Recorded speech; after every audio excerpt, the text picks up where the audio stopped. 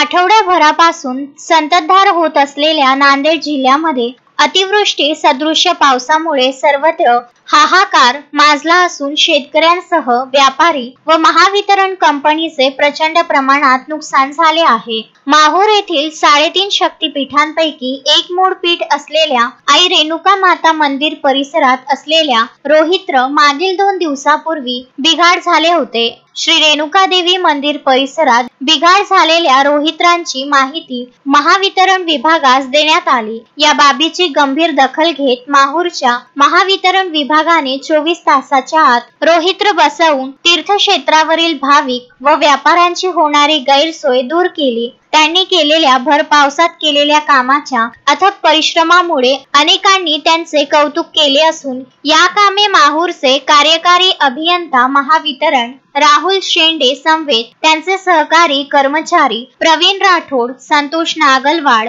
रामेश्वर जाधव व कर्मचाऱ्यांनी अथक परिश्रम घेतले। त्यांचे सर्व स्तरातून कौतुक होत आहे। माहूर येथील रेणुका देवी मंदिर परिसरात असलेले रोहित्र मागील 2 दिवसापूर्वी बिघाड झाले होते। मात्र महावितरण कंपनीच्या कर्मचाऱ्यांनी 24 तासाच्या आत याबाबतची दखल घेत रोहित्राची भर पावसात दुरुस्ती केली।